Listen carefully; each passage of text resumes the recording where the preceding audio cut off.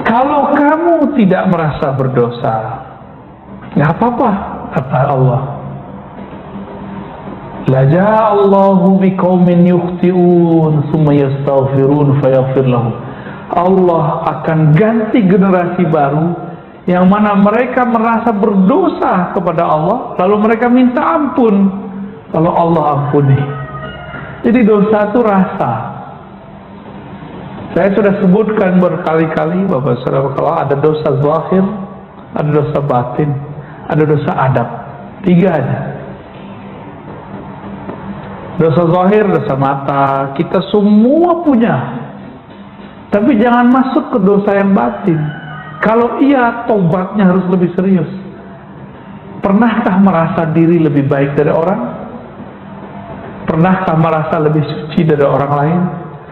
Pernahkah merasa lebih benar dari orang lain? Merasa benar boleh, lebih benar nggak boleh. Bisa bedain? Merasa benar boleh. Masa kita nggak boleh merasa benar? Kalau nggak, untuk apa kita beramal? Kita harus yakin juga yang kita amalin benar. Tapi merasa paling benar itu sifatnya iblis. Merasa baik boleh, merasa lebih baik daripada orang lain nggak boleh. Merasa baik berarti syukur, merasa lebih baik berarti sombong.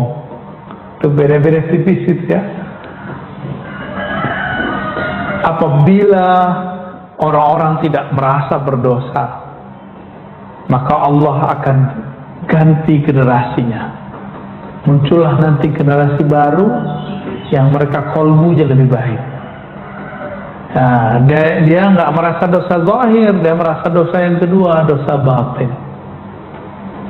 Dosa batin itu yang paling ringan tapi paling bahaya. Apa itu? Ghaflah, lalai kepada Allah Subhanahu Ta'ala. Lalai satu napas naik turun, ada kelalaian di situ, itu sudah berbahaya.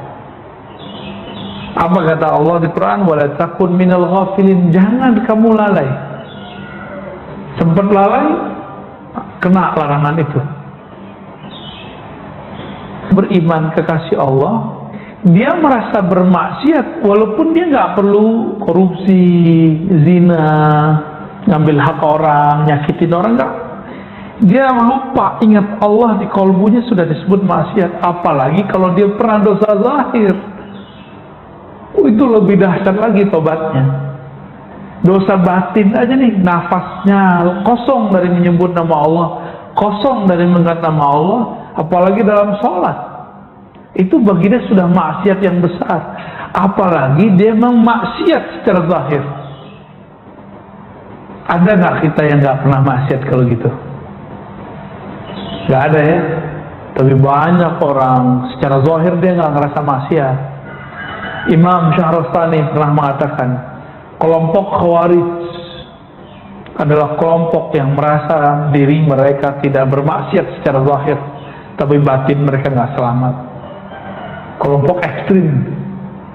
Makanya mereka meneraka-nerakakan orang, mengkafir-kafirkan orang. Itu karena kolbunya kotor, tapi hafalannya.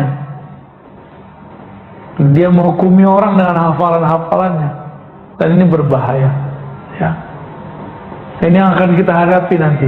Jadi Bapak Ibu Saudara yang bukan Allah, yang kita hadapi di masa depan itu orang-orang yang soleh secara zahir, tapi batinnya kotor. Kita merasa diri kita kotor zahir dan batin, lalu kita tobat, itulah senjatanya.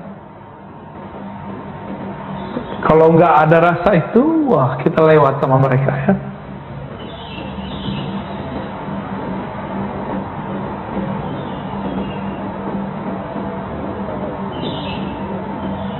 Innama yadkhul jannata man yarjuha. Nah, ini hadis menarik juga nih. Hadis yang juga didapatkan di riwayat Imam Baihaqi ya, dan riwayat lain. Yang masuk surga itu hanya yang mengharapkan masuk. Yang masuk neraka itu yang tidak pernah berharap masuk surga, yang putus asa daripada rahmat Allah Subhanahu wa ta'ala.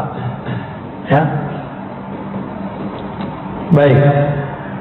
Dengan demikian Bapak Saudara yang bukan Allah, jadi al-khawf dan roja, rasa takut, rasa harap, ini harus dipelihara.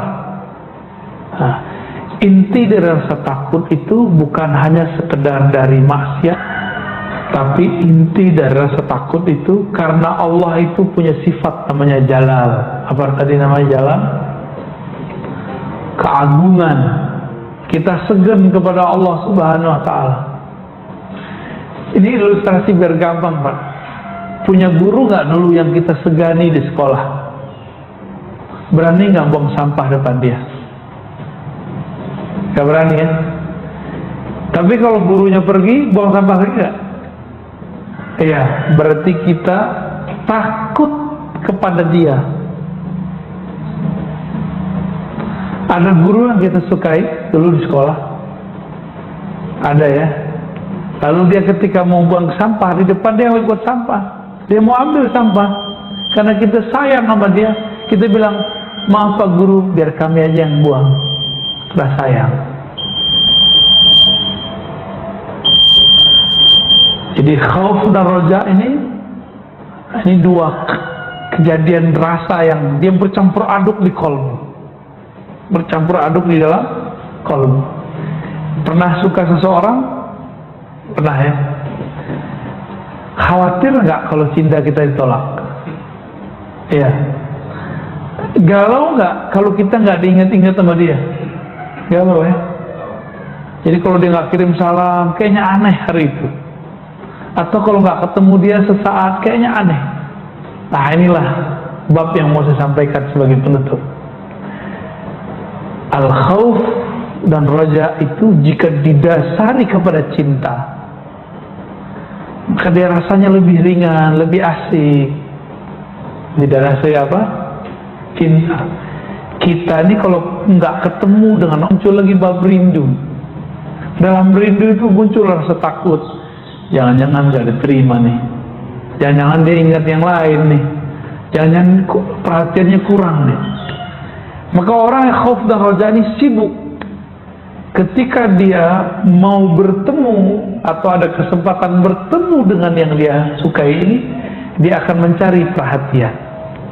Bajunya dibagusin, mukanya dibersihin, model rambutnya dibenerin. Itu kalau kekasihnya fisik, manusia. Kalau yang kita cintai itu Allah, gimana? Karena Allah, mari cari perhatian Allah.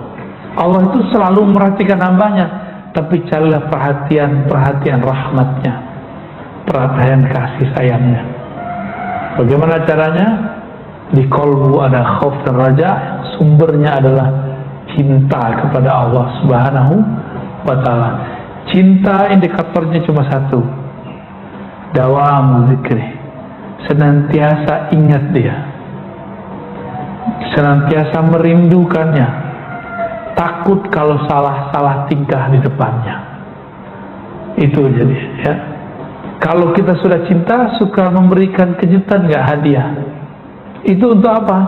Cari perhatian.